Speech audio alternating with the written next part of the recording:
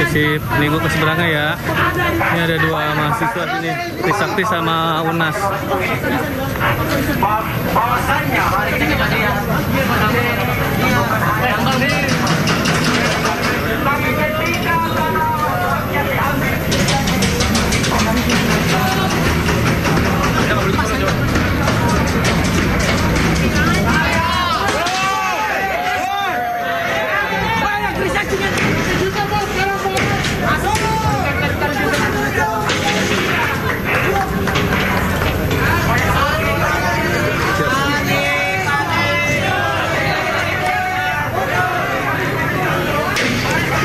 Pemirsa, inilah suasana terkini di belakang gedung DPR RI, di mana sejumlah mahasiswa, kemudian para massa ini berkumpul di belakang gedung DPR RI melakukan demonstrasi atau melakukan aksi unjuk rasa terhadap pengesahan Undang-Undang TNI yang baru saja disahkan pada hari ini melalui rapat paripurna yang diselenggarakan pada siang hari tadi. Nampak pemirsa, massa menggeruduk DPR di bagian pagar belakang. Mereka membawa sejumlah alat, lalu tadi juga kami melihat ada yang melempar batu ke kaca.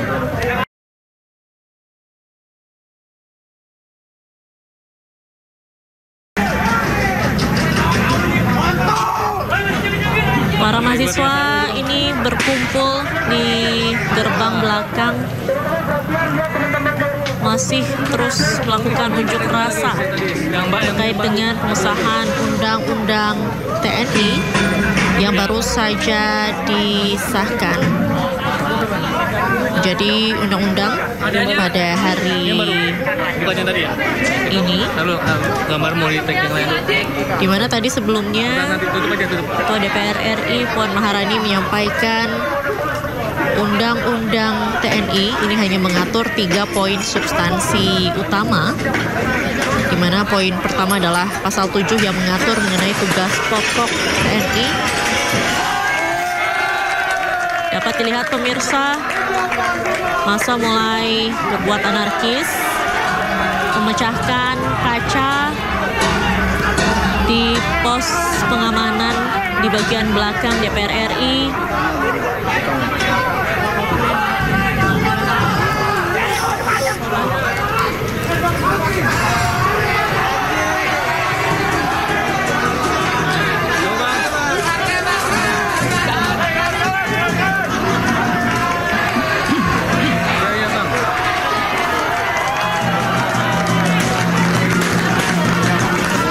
Gitu, siap bang. Oke siap. Gini aja, oke. Tinggal satu sih, maksudnya tinggal satu yang penuh nih. Gue mau, kalau emang ada apa-apa, gue mau ganti. Oke.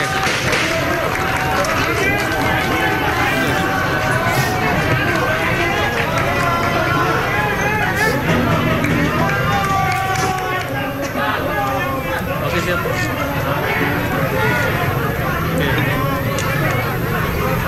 Dan pemirsa, diketahui dari semalam massa ini bertahan dengan menggunakan tenda atau memasang tenda di belakang pagar DPR. Kemudian sejak pagi hari tadi, kemudian hingga rapat paripurna digelar, hingga siang hari ini masih terus dilakukan aksi unjuk rasa di gedung DPR.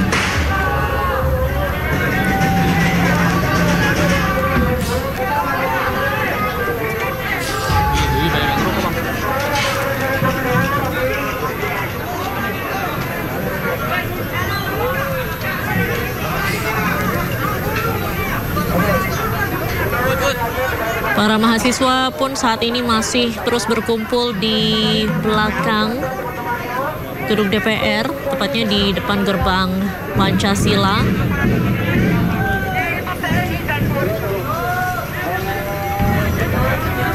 Terdengar juga sayup-sayup massa yang sedang berorasi di sana.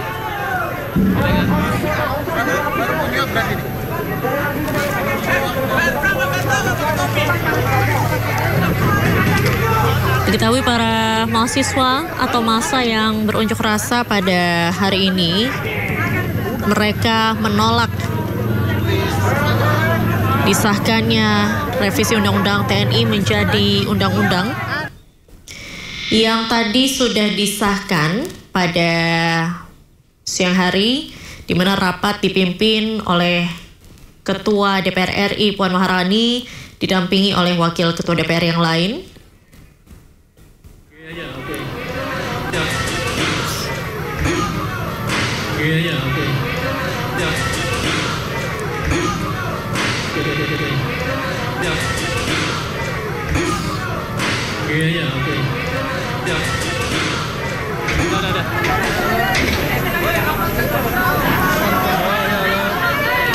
Dan disebutkan pemirsa, pada Undang-Undang TNI sendiri ini memiliki 3 poin penting yang direvisi.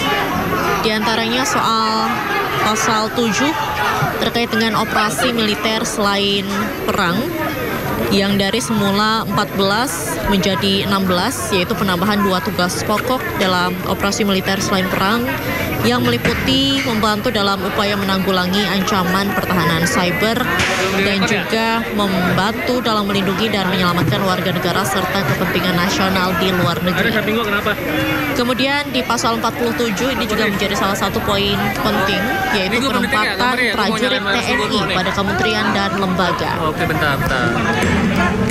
Di mana prajurit aktif ini dapat menduduki jabatan di beberapa kementerian atau lembaga yang semula berjumlah 10 menjadi 14 berdasarkan permintaan pimpinan kementerian lembaga dan dengan tetap tunduk pada ketentuan peraturan administrasi, di mana di luar penempatan pada 14 kementerian lembaga, TNI dapat menduduki jabatan sipil dengan catatan harus mengundurkan diri atau pensiun dari dinas aktif keprajuritan.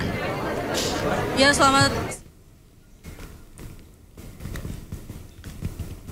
Kemudian poin penting ketiga, yaitu soal batas usia pensiun yang dibahas pada pasal 53 yang dibagi dalam 3 klaster, yaitu Tamtama dan Bintara, perwira menengah dan juga perwira tinggi.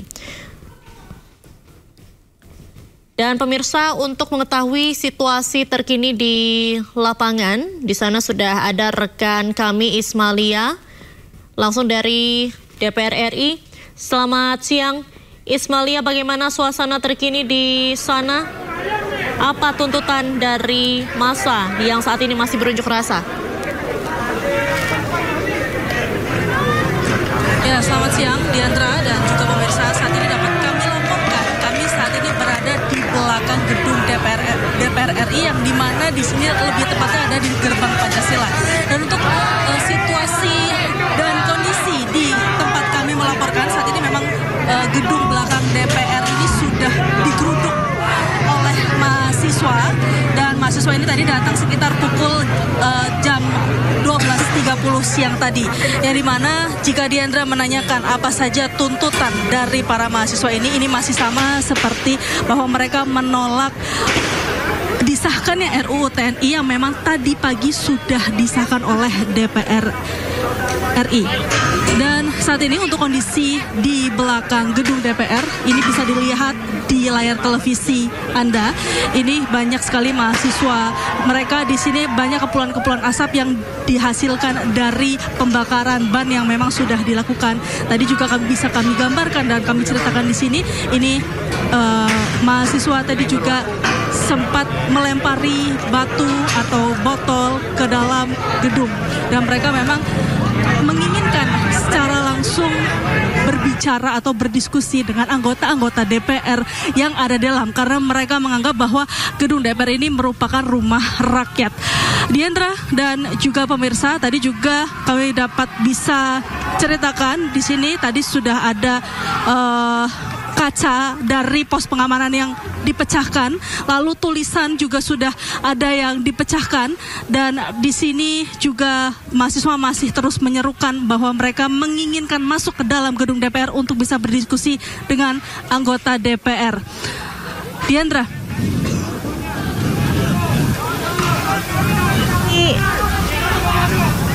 Isma, bisa dilihat ada asap di sana. Apakah itu ada yang dibakar atau ada gas dari petugas?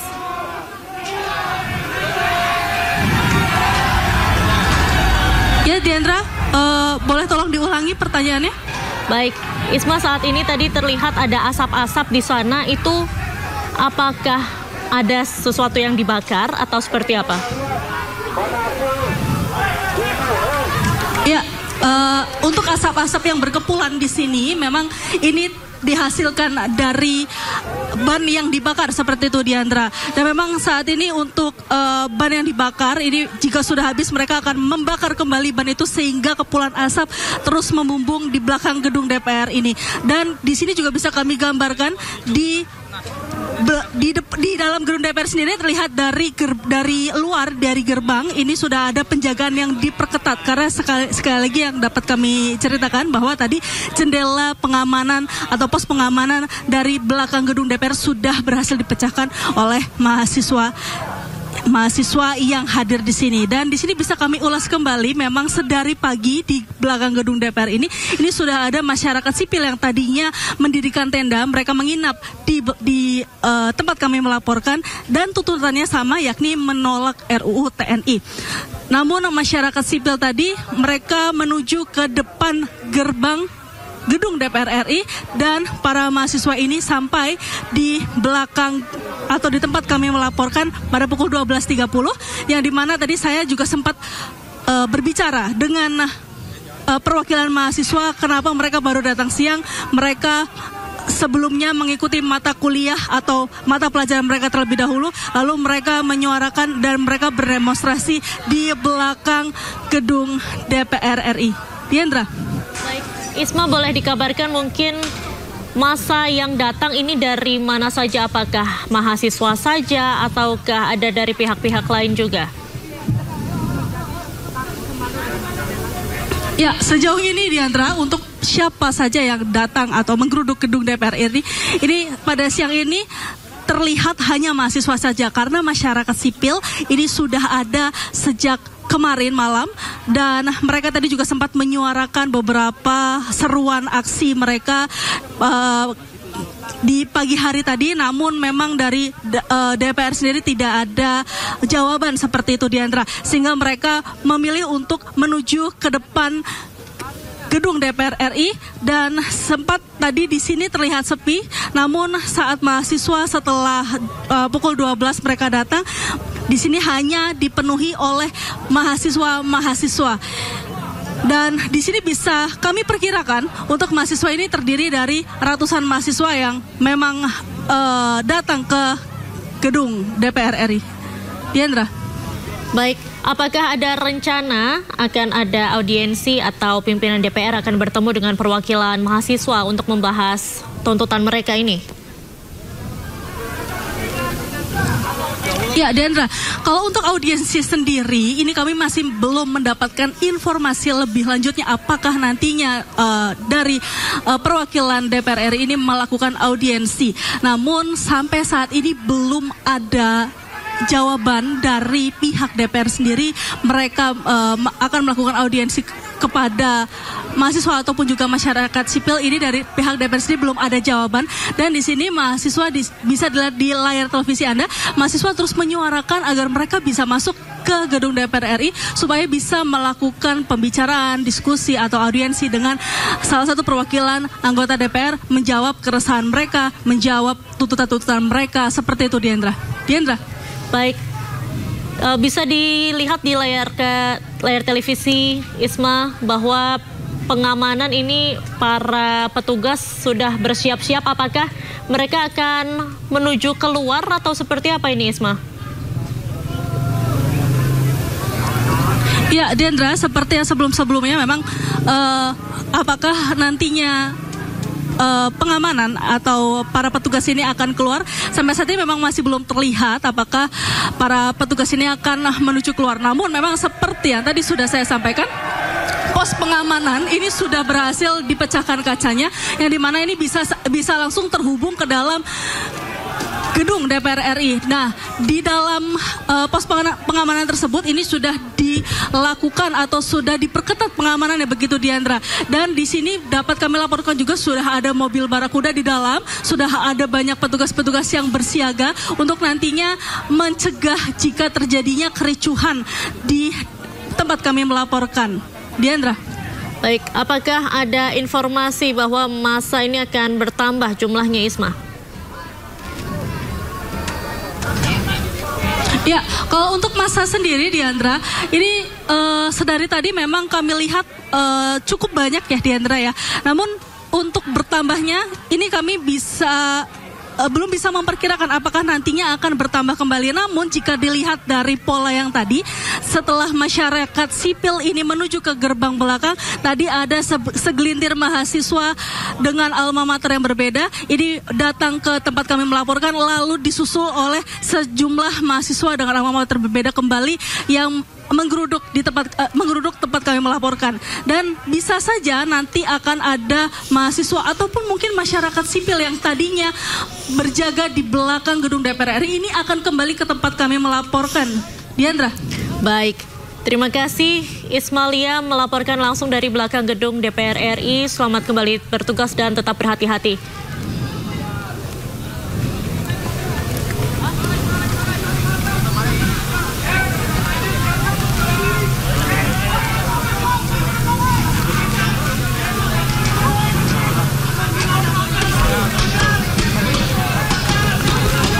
Pemirsa, Ketua DPR RI Puan Maharani memberikan keterangan usai memimpin sidang paripurna pengesahan Undang-Undang TNI. Dalam kesempatan ini, Puan meminta demonstran membaca baik-baik Undang-Undang TNI terlebih dahulu, dan berikut cuplikannya. Alhamdulillah, baru saja rapat paripurna DPR RI mensahkan Undang-Undang TNI, yang mana dari fokus pembahasannya sudah memenuhi semua azas legalitas yang memang harus dilaksanakan. Tadi sudah disampaikan dalam rapat paripurna, semua prosesnya itu sudah dalam mekanisme yang memang seharusnya dilaksanakan, dari penerimaan surat sampai mendengarkan partisipasi masyarakat, kemudian pihak-pihak yang harus didengar dan lain-lain sebagainya. Bahkan pembahasannya pun dilaksanakan secara terbuka. Kami dari DPR dan pemerintah menerima masukan dan aspirasi dari seluruh elemen masyarakat yang dianggap penting dan perlu. Tentu saja juga masukan dari mahasiswa, perwakilan mahasiswa juga sudah kami dengarkan.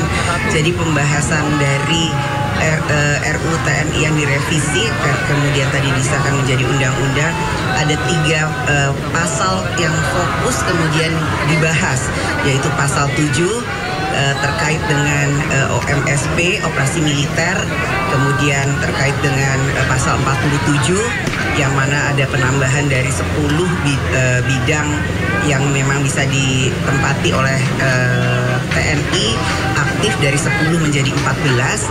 Kemudian masalah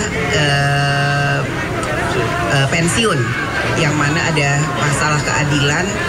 Jadi hanya 3 hal tersebut, dan tadi kami juga sudah menegaskan bahwa kami DPR RI dan pemerintah tetap menegaskan bahwa tetap mengedepankan supremasi sipil, kemudian hak-hak demokrasi, kemudian juga hak asasi manusia sesuai dengan aturan perundangan di Indonesia dan internasional.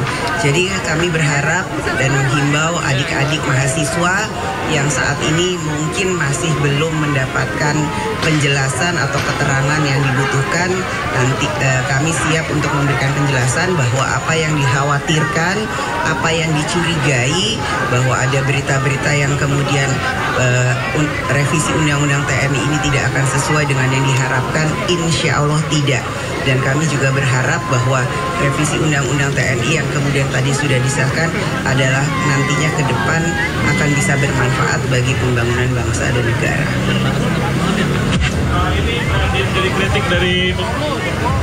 Ini menjadi kritik dari RUT ya, pembahasan RUT ini adalah pembahasannya yang dilakukan secara tertutup, Mbak Puan. Dalam artian sampai saat ini draftnya belum ada yang menerima, draft yang sudah disahkan dan diketuk palu hari ini belum ada yang menerima, dan semalam juga sempat ada pertemuan tertutup antara Komisi 1 dengan Menteri Hukum dan pemerintah lainnya. Nah, ini yang menjadi kritik adalah pembahasan yang secara tertutup. Ini bagaimana, Mbak Puan?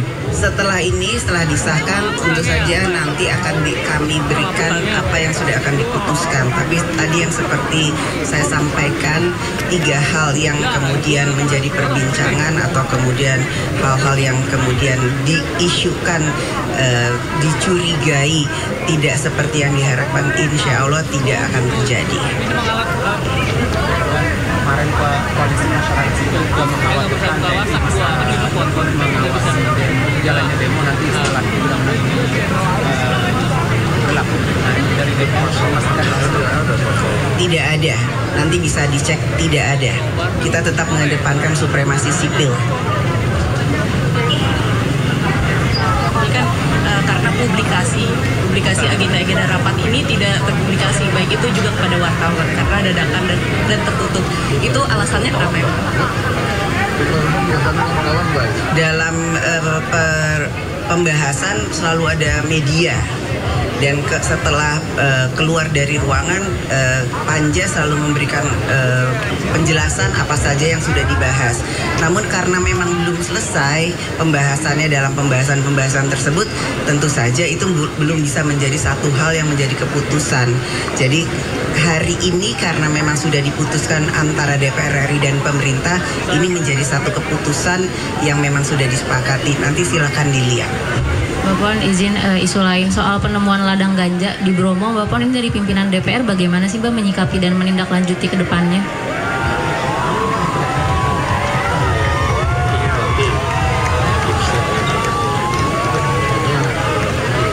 Ya, terkait dengan hal itu, karena memang ini baru ditemukan, harusnya hal itu tidak boleh terjadi, dan saya minta kepada para penegak hukum untuk menyelidiki, menindaklanjuti, dan membongkar dari mana dan kenapa itu bisa terjadi. Cukup? Terima kasih.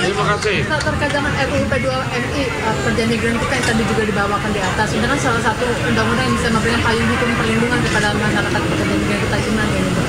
Ya, itu kan baru menjadi usul inisiatif. Nanti kalau sudah dibahas, baru kita akan bahas sama-sama. Misalnya lebaran, Bu.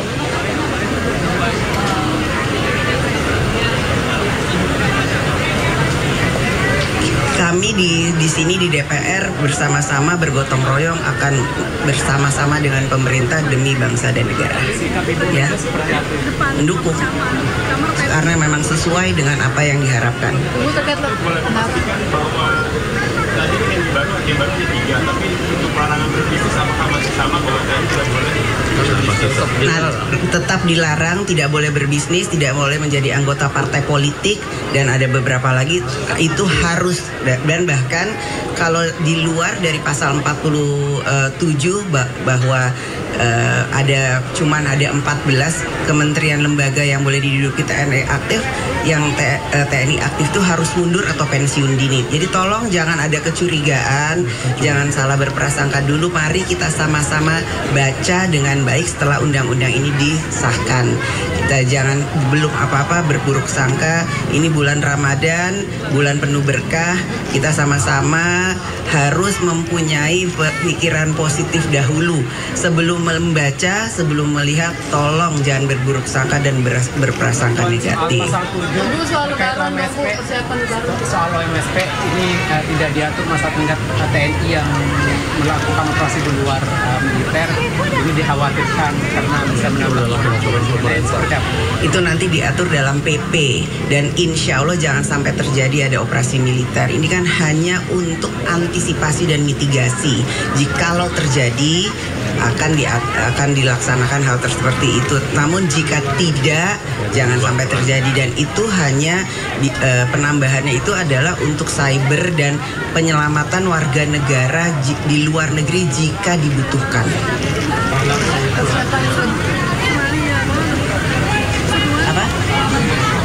Kalau sudah ada di undang-undang, kita kan berpayungnya payung undang-undang.